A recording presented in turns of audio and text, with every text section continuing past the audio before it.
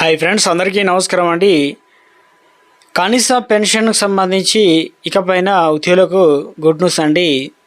ముఖ్యంగా పెంపు. సో ఉద్యోగులకు అదేవిధంగా పెన్షన్లకు సంబంధించి గుడ్ న్యూస్ అన్నమాట. సో ఇకపైన నెలకు పెన్షన్కి సంబంధించి ఒక అప్డేట్ అయితే వచ్చిందనమాట. సో ఆ వివరాలు ఏంటనేది కూడా వీడియోలో తెలుసుకునే ప్రయత్నం చేద్దాం. వీడియోని చివరి రోజు చూడండి, అర్థమవుతుంది. మరోసారి ఛానల్ వస్తే తప్పకుండా సబ్స్క్రైబ్ చేసుకోండి. చూస్తున్నారు కానీ లైక్ చేయడం మర్చిపోతున్నారని వెంటనే లైక్ చేయండి. వివరాలకు అయితే వెళ్ళిపోదామండి. సో ముఖ్యంగా చూసుకున్నట్లయితే ఉద్యోగులకు సంబంధించి ఇటు కేంద్రం నుంచి రాష్ట్రాల నుంచి ఉద్యోగులు అదేవిధంగా పెన్షన్లకు సంబంధించి ఉద్యోగ భవిష్య నిధి అనేది ఈపీఎఫ్ఓ అంశంపై కీలక నిర్ణయాలు అయితే తీసుకోవడం జరిగిందనమాట. ఇటు మనకు ముఖ్యంగా చూసుకున్నట్లయితే ఈపీఎఫ్ఓ ఆధ్వర్యంలో మీ ఏదైతే ఈపీఎఫ్ఓ 95 పథకం కింద పెన్షన్ మొత్తానికి సంబంధించి కేంద్ర ప్రభుత్వం కీలక ప్రకటన అయితే జారీ చేసిందనమాట. ఈపీఎఫ్ సంబంధించి కీలక లెక్కలు కూడా కేంద్ర ప్రభుత్వం అయితే నిర్ణయం తీసుకుందనమాట. ఇందులో లోక్సభ కార్మిక ఉపాధి శాఖ సహాయ మంత్రి శోభా కరంద్లాజే కీలక ప్రకటన అయితే చేయడం జరిగిందనమాట. సో ముఖ్యంగా చూసుకున్నట్లయితే ఈపీఎఫ్ 95 పథకం కింద 81 లక్షల మంది అయితే పెన్షన్లు దీనివల్ల ప్రయోజనం పొందుతుండగా వారిలో కేవలం 0.05% మందికి మాత్రమే ప్రతి నెల మనకు 6,000 పైగా పెన్షన్ అయితే పొందుతున్నారని కేంద్ర మంత్రి శోభా కరంద్లాజే అయితే తెలపడం జరిగిందనమాట.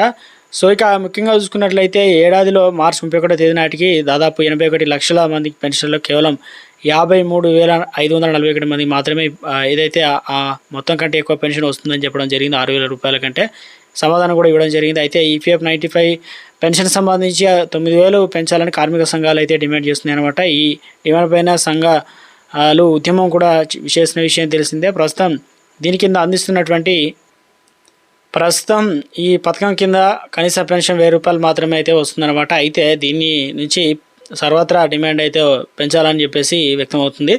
ఇక ఇందుకు సంబంధించి ఏడాది 31 అంటే మార్చి 31 తేదీ నాటికి నెలకు 18,000 కంటే తక్కువ పెన్షన్ పొందుతున్న వారి సంఖ్య దాదాపు 49 లక్షల మంది అయితే ఉన్నట్లు మంత్రి తెలిపారు. అదేవిధంగా సగం కంటే ఎక్కువగా మందికి దాదాపు 1,500 పొందడం లేదని చెప్పేసి కేంద్ర మంత్రి తన సమాధానం కూడా వెల్లడించడం జరిగిందనమాట. దీన్ని బట్టి చూసుకున్నట్లయితే ఈపీఎఫ్ 95 పథకం ఏది 95 ఉంది కదా, అందులో 2023-24 సంబంధించి ముఖ్యంగా 23 సంవత్సరానికి సంబంధించి 22,112 కోట్లు పెన్షన్ రూపంలో చెల్లించినట్లు కేంద్ర శోభా కరంద్లాజే వెల్లడించడం జరిగిందనమాట. సో ఇక ఇందుకు సంబంధించి 2023-24 ఆర్థిక సంవత్సరంలో 23,000 కోట్లు పెరిగాయని చెప్పేసి ఆ మొత్తాన్ని కూడా కాగా 10,899 కోట్లు కూడా ఖాతాలో వినియోగంలో ఉన్నట్లు వివరించడం జరిగింది. మొత్తం మీద వడ్డీ ఇతర ఆదాయాలు కూడా పెరుగుదల అయితే ఉన్నాయని చెప్పేసి మనకు ఒక లేటెస్ట్ అప్డేట్ అయితే ఇవ్వడం జరిగిందనమాట. డిమాండ్ అయితే వినిపిస్తుంది. దీనిపైన మేము 95 ఇక నుంచి 9,000 పింఛన్ పెంచాలనే విధంగా ఇందుకు సంబంధించి డేటా ప్రకారం లెక్కలు అయితే తీస్తున్నారనమాట. సో ఇది ప్రస్తుతం ఉన్నటువంటి లేటెస్ట్ తాజా సమాచారం అండి.